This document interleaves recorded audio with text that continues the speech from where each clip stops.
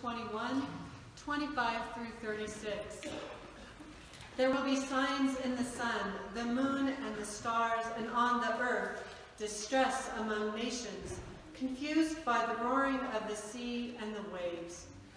People will faint from fear and foreboding of what is coming upon the world, for the powers of the heavens will be shaken.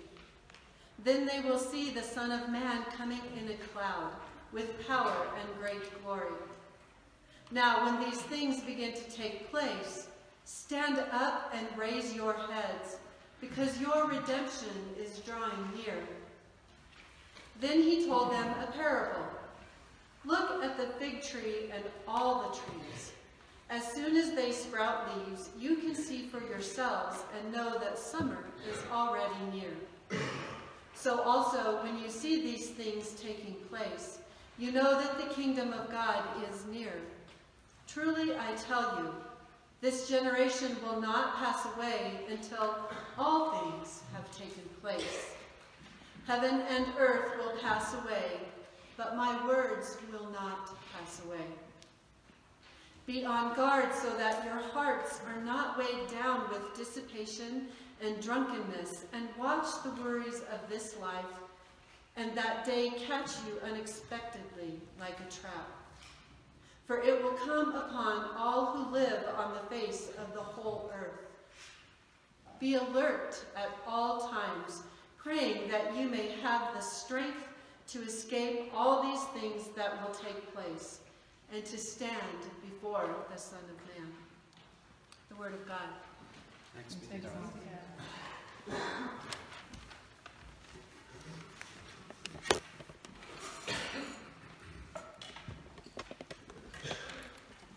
It was just a week or two ago that I said I felt a little more hopeful than I had in a while. I was cautiously optimistic. More women elected than ever, more people of color elected than ever, more LGBT people elected than ever. Various ballot initiatives around the country were approved to restore and protect voting rights and limit exploitation by payday lenders and expand healthcare in some unlikely places. And somehow, remember that threat of an invading force from the south magically disappeared from 24-hour-a-day coverage over at Fox News. Seeds of hope blossomed. But then last week, while we were in church having fun hanging with greens, we went home for lunch, turned on the TV only to see scenes of mothers with their children in diapers fleeing tear gas raining down on them. This wasn't in Yemen. It wasn't in Syria. It was outside San Diego, USA. Migrants seeking asylum, fleeing from terror in their own countries, now forced to flee from terror by ours. And my cautious optimism ebbed. So all week I was looking for stories and signs of hope to replenish my soul. And I was particularly moved by a story about members of Citywell United Methodist Church in Durham, North Carolina. They had provided sanctuary for Samuel Oliver Bruno for 11 months. For 11 months, he slept in a Sunday school classroom and tried to carry out normal life, while essentially being under house arrest. In this time, he taught Bible study classes, played in the church band, and did what he could to support his wife, who was battling lupus. Well, one day, U.S. Citizenship and Immigration Services asked him to come for an appointment, and this was a hopeful sign of progress. But church members also worried that ICE would use it as a trap. So the church that had been providing sanctuary inside decided they needed to provide sanctuary outside the church too. The members accompanied him on the journey that drove 15 miles. And when they arrived outside the offices, they were joined by 100 more people from the church. And they stood in the parking lot singing, making sure that their witness could be seen and heard from inside those offices. But just a few minutes into their singing, someone screamed as they watched through the window. Two plainclothed men from ICE put Samuel in handcuffs and led him to an unmarked car. Well, those 100 people sprang into action and surrounded the car and prayed and sang Amazing Grace and other hymns for 3 hours. Finally, as they were singing, We Shall Not Be Moved, police carried 30 of them off to jail. That evening, Samuel was put on a plane and deported to Mexico. So, is that a story of hope or not? John Lennon said, everything will be okay in the end. And if it's not okay, it's not the end. Meanwhile, in the Netherlands, a church has been holding continuous worship for the last 5 weeks, 24 hours a day.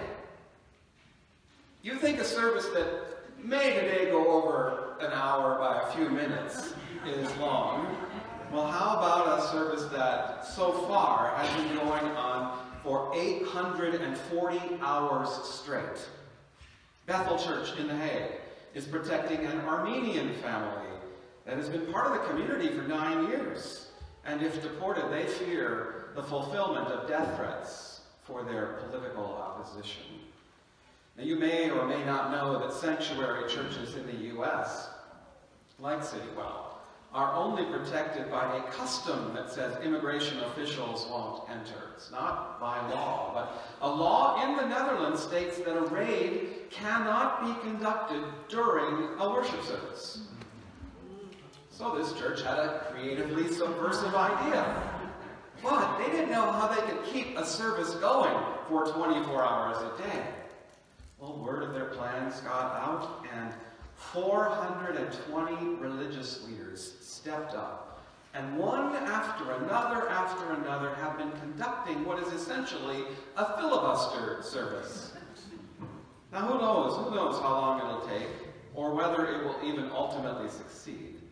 But, as John Lennon said, everything will be okay in the end. And if it's not okay, it's not the end. Well, Jesus said in our passage today that people will faint from fear and foreboding of what is coming upon the world. Eugene Peterson describes it simply as, it will seem like all hell has broken loose. And earlier in the same chapter, Jesus described a time of wars and insurrections. Nation will rise up against nation. There will be earthquakes and famines and plagues. Before all this occurs, they will arrest you and persecute you. You will be betrayed by even parents and brothers, by relatives and friends, and they will put some of you to death. You will be hated by all. Now, apocalyptic texts like these, Advent is full of them. Well, they're terrifying. And in some cases, they're quoted to cause fear, because somehow the fear of hell is supposed to make you love Jesus more. Now, I doubt that Jesus said these words in order to make his followers afraid, but rather to address people who were already afraid, living in a state of fear, afraid of what was happening, afraid of what could happen. Because basically everything was not okay. And it would, in fact, get worse, as Jesus himself was denied and betrayed and handed over and flogged and executed. But on the third day he promised the Son of Man would rise and then would return again. And in the meantime, Jesus said, be on guard so that your hearts are not weighed down. Be on guard so that your hearts are not weighed down. That phrase, I felt, was pretty powerful, because how many times in the past week, or the last 6 months, or the past 2 years, have you felt your heart weighed down? Maybe by fear, or weighed down by despair. For example, over seeing women and children tear-gassed. reminiscent of kids held in cages. Or your heart weighed down by disgust, maybe. On Thanksgiving, yet another young black man was killed by police. Army veteran, 21-year-old E.J. Bradford Jr. was helping to apprehend an active shooter when police arrived at the shopping mall in Alabama. The police saw a black man with a gun and assumed he was the problem. And the same thing had just happened in Chicago to black security guard Jamel Roberson. He had just apprehended a suspect when he was shot and killed by the police. And both were legally carrying a gun. Now, to be fair, police can't always tell a good guy with a gun from a bad guy with a gun. But when the good guy with a gun is black, why is it always, it seems, that they are assumed to be the bad guy? And did the NRA express any outrage? Our hearts weighed down by fear or despair or disappointment. Anne Lamott admits in her new book that even hate has weighed me down in these past 2 years and muddled my thinking. It's isolated me and caused my shoulders to hunch. And she asked, when our shoulders are hunched, where do our eyes look? We look down, we gaze at the ground, we rub our feet into the dirt. What can we do? Well, Jesus said, when these things begin to take place, stand up, raise your heads, because your redemption is drawing near. When we lift our shoulders and raise our heads, what do we see?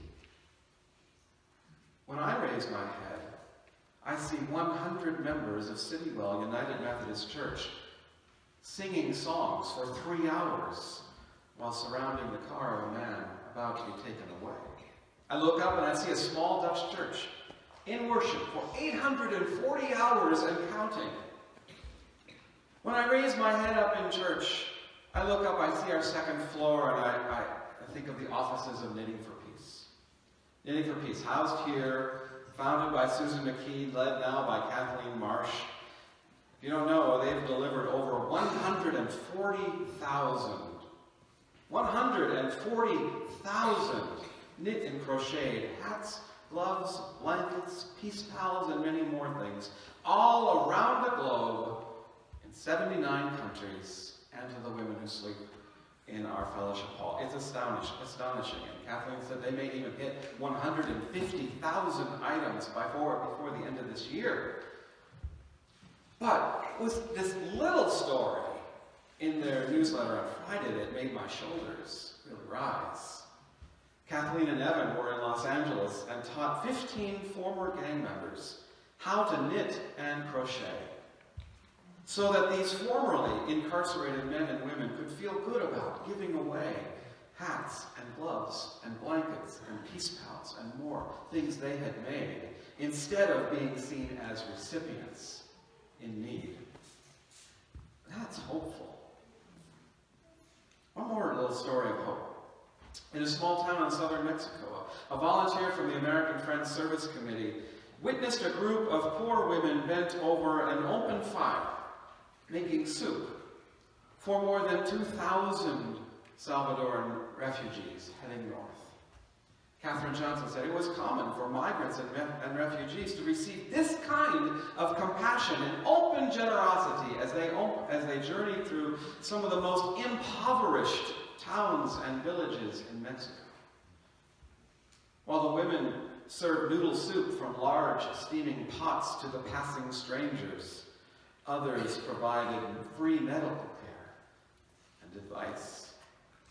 And that's the kind of thing that builds this reserve of hope to carry us through times when our shoulders are hunched and our hearts are weighed down.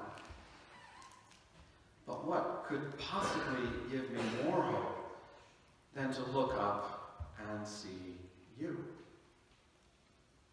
Could I have stayed sane or stay sane for as long as it's going to take to live through this mess without having you and this church? A place to sing and worship and pray, a place to give back by, for example, making up cots for the 20 women who will sleep here on Tuesday nights this month. Or retreats like yesterday to build our resilience. And plus now we have a labyrinth to walk anytime we need it. And echoes of children down the hall today preparing to present the centuries-old story of Christ's birth, complete with costumes of cows and sheep. Could anything be more hopeful? So back to that John Lennon quote, everything will be okay in the end. And if it's not okay, it's not the end. You know, that's the very wisdom Jesus was trying to impart upon his disciples and followers. When these things happen, don't be distracted by wars and rumors of war. That's not the end. Don't be distracted by those who would hate or betray you. That's not the end. Destruction is not the goal. If things are not okay, it's not the end. Now, you may make the same mistake I do sometimes when we think of hope. Because I often hope for something, perhaps something too concrete, like I hope I get that job, or I hope she will come to visit me soon. And those aren't wrong. After all, I hope to have a safe and good time on my sabbatical. I hope the church does well, and I especially hope you want me to come back. And yes, I hope for more peace. And I hope for an increase in kindness and love. But as people of faith, I think our hope is more deeply in redemption.